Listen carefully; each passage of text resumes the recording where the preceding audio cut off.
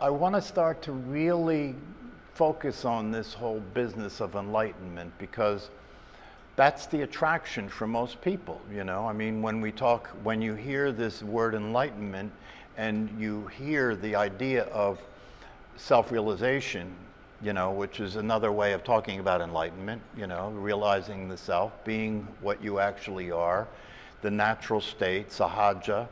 All of these teachers and teachings, whether they want to admit it or not, are talking about enlightenment in terms of the definition of enlightenment being a simple matter of the recognition of the truth, the recognition of what you are. But not just the recognition of what you are, but the being of that what you are, the being of that what you are.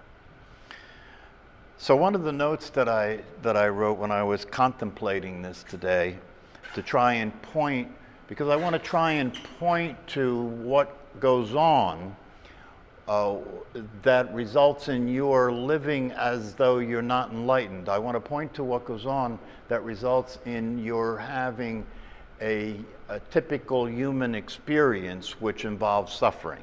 I want to point to what goes on when that's the case, rather than enlightenment being the life that you're experiencing, which is not suffering.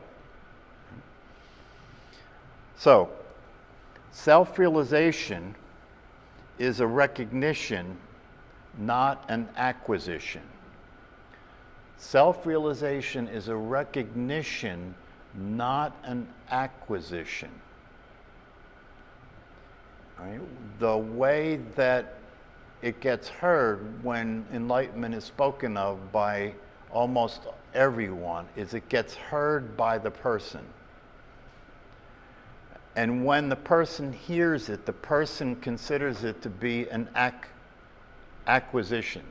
In other words, the person considers it to be something that's possible, something that could happen, something that I might be able to have, something that I might be able to experience, something that I might be able to make happen. Right? But it's not the case at this time. Therefore, it's an acquisition. Yes, it's an acquisition. Right? So if you look right now at your own experience, and you allow yourself to be aware of the listening to this conversation, the listening to this conversation is being processed by the mind of a person, right? And therefore, once the processing occurs, you will be left with the conclusion that you're not enlightened. That's got to happen because the mind you have is the mind of a person. And a person, by definition, is not enlightened. Because the definition of enlightenment is to know that you're not a person. Another way of saying the same thing is self-realization, or enlightenment, if you want to call it enlightenment, is something that you simply notice. Right? It's a recognition, or it's something that is noticed. And as I have said here too many times to count, who you are is already the case, right? What you are is already the case. It's never not been true. It's never not true. You are, in that sense, you are enlightened. Right? So I could, if I wanted to play games, I could say, okay, you want to be enlightened? Okay, boom, you're enlightened. And then your mind would say, wait a minute, but I don't think I am. Wait a minute, but I don't feel like I am, right? Because if I say you're enlightened and I'm pointing to the truth, I'm pointing to the reality of you, the awareness that you are, right? You will still listen to the voice in your head. If I point to the awareness that you are, rather than allow yourself to notice or recognize that awareness, which the person cannot do, because the person only recognizes something that shows up in form. The person only recognizes something that shows up in form. So if you as a person attempt to recognize awareness, you will look, as people do when they do the Douglas Harding pointing experiment, you will look and say, I don't see anything. Right? When you're pointing at the awareness, there are people who look and say, I don't know what you're talking about. I don't see anything. Right? And then there are people who, when they point, they say, oh. So what's happening there, you see? When the person looks to see awareness and the person sees nothing, the conclusion they make is, I didn't see anything. What are you talking about? Nothing happened. Nothing happened. I didn't see anything. Nothing changed. How do I know I'm enlightened? How would I know I was enlightened if nothing changed and nothing happened? So therefore I'm not enlightened, right? Well, the reality of it is, in order to see what you are, you have to be able to recognize nothing. You have to be able to recognize that which has no form.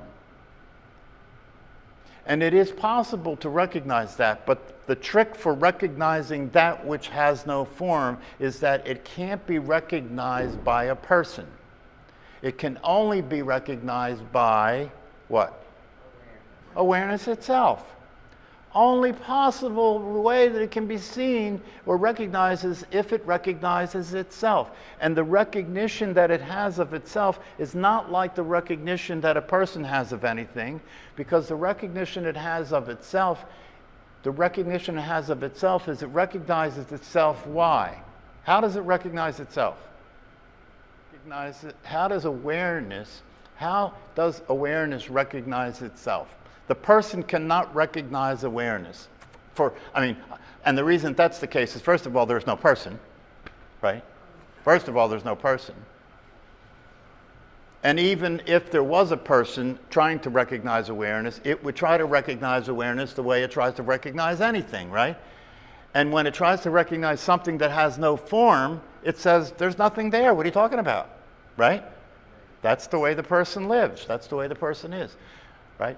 But it is possible to recognize awareness. It is possible to notice awareness. So when that happens, when awareness is recognized, when awareness is noticed, how does that happen? You know, when awareness is being itself, it sees what it's not.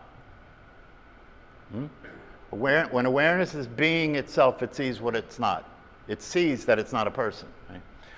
But still, see, because while we're talking about enlightenment here, I'm coaching you. See, I'm taking on the impossible.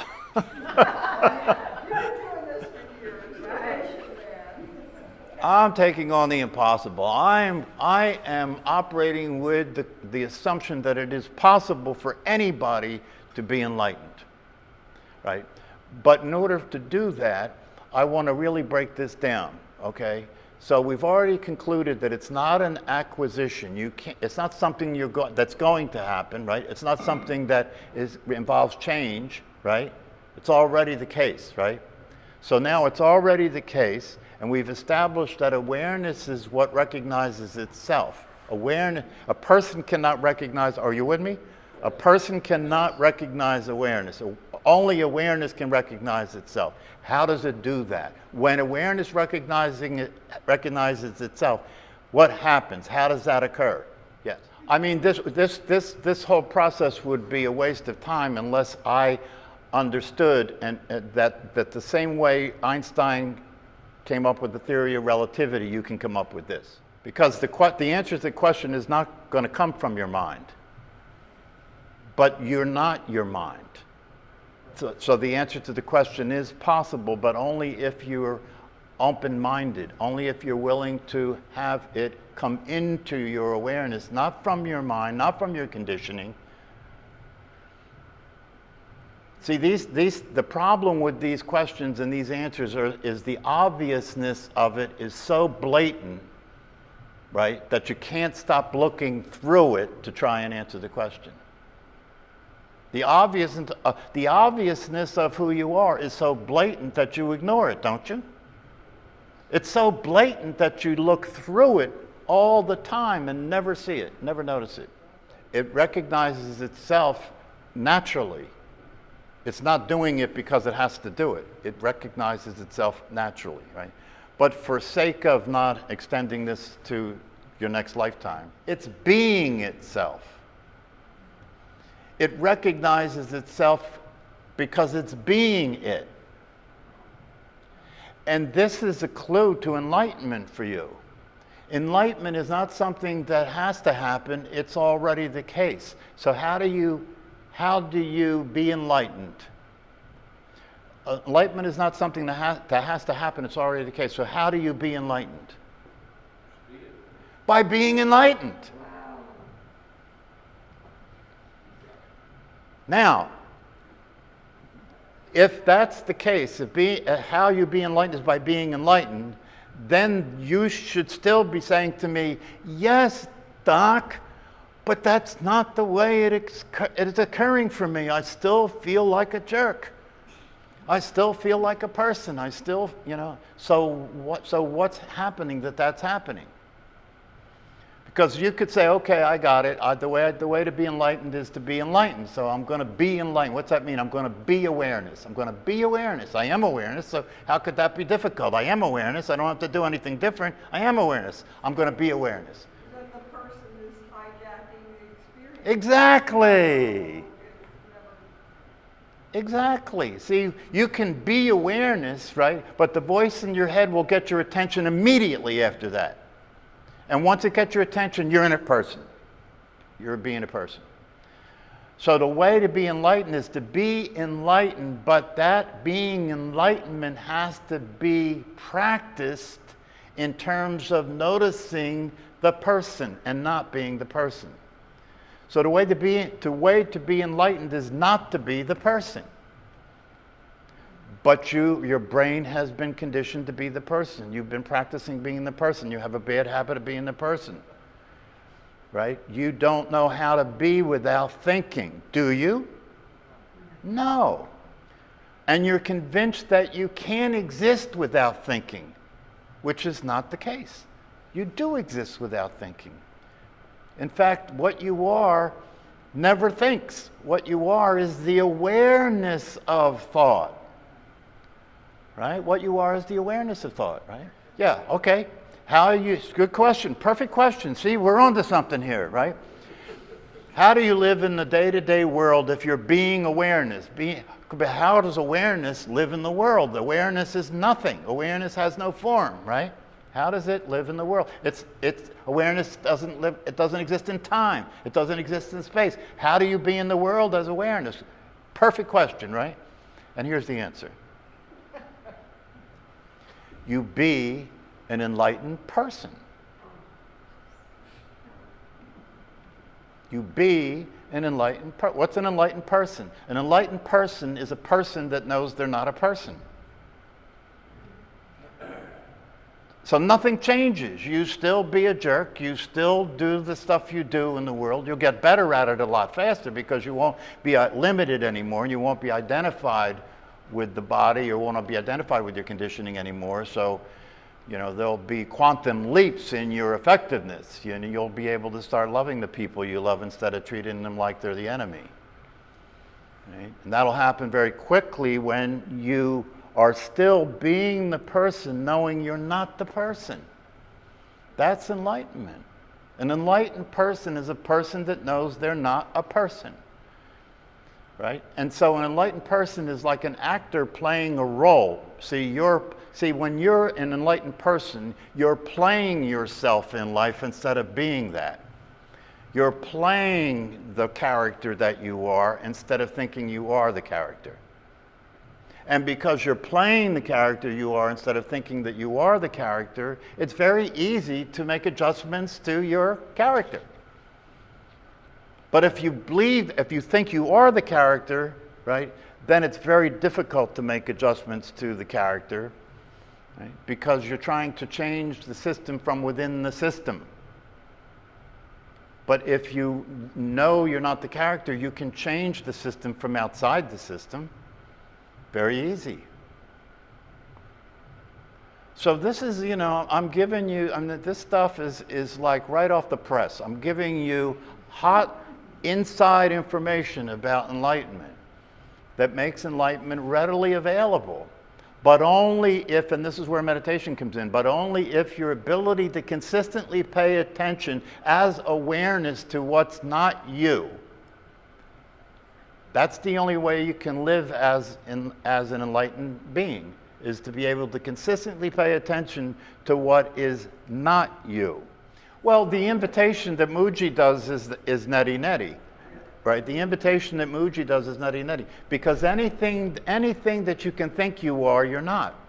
Anything that you can conceptualize is not you. So that's all neti neti means, is no matter what it is. When people used to go and sit in front of Nisargadatta, he would always say to them, okay, tell me what you think you know. Right? And no matter what they said, he said, that's not it. That's not it at all. No matter what they said, he could have told them it was not it before they opened their mouth.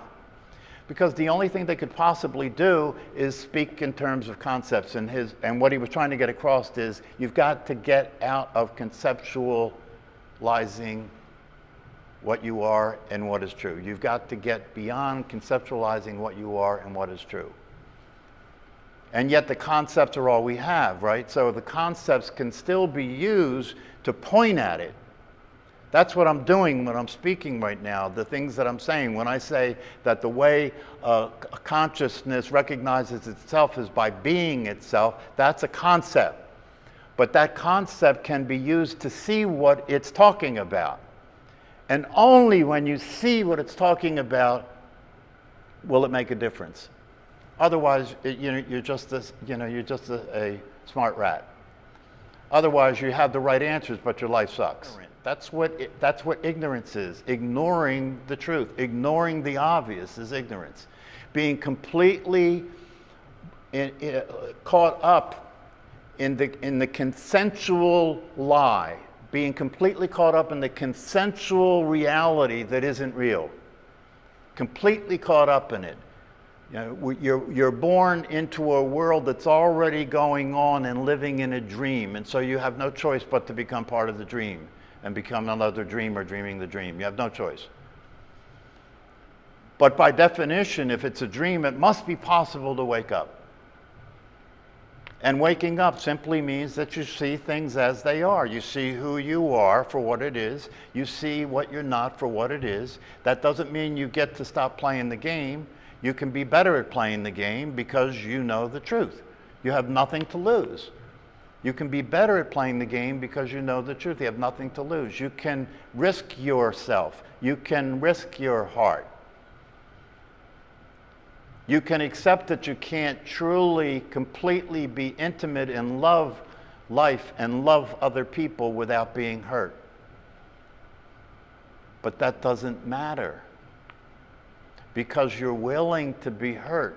You understand that up needs down. You understand that love needs hate. You understand that safety and being hurt, they're just opposites, that's all. But there's nothing at stake. When you know who you are, there's nothing at stake. You have nothing to lose. You can risk yourself. You can love.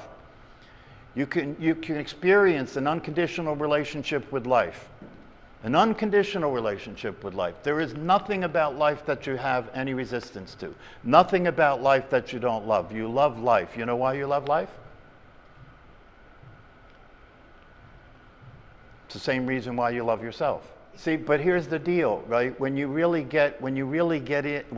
have what it is, right? There's no such thing as acceptance anymore. Right? When you're being who you are, the love you have for life is a function of the fact that you are life. How could you not love what you are? You are life. How could you not love consciousness when you are consciousness? There's nothing separate from it to love it or hate it. Being it is love. Being who you are is love. So here's a couple of other things that I made note of, just in case you want to. The one who is frustrated about not becoming enlightened is the veil or the obstacle to the already enlightened state. The person is the obstacle to the already enlightened state. Awareness and what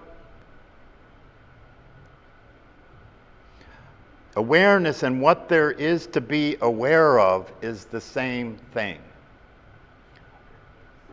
Awareness and what there is to be aware of is the same thing. That's another way of saying all there is consciousness. There is no doer. The ocean does not do a wave, it is a wave. Awareness is energy potential and energy in motion. If you can get this is a good one. Awareness is energy potential and energy in motion. In other words, the unmanifest and the manifest, right? Energy potential and energy in motion, right? At the same time. That's what the Heart Sutra says. Form is emptiness and emptiness is form, right? Energy is energy in motion and potential energy at the same time. Your existence and your non-existence are occurring at the same time. Your death and your life are happening at the same time. There is no principle or explanation for the manifestation. There is no see, when people say, how could God do that, right? They're saying, what is the principle that's operating here? What's the operating principle? There is no principle or an explanation for its manifestation or its activity. It's simply being itself. It takes a human being to want to figure things out. God doesn't figure things out. God's just being God.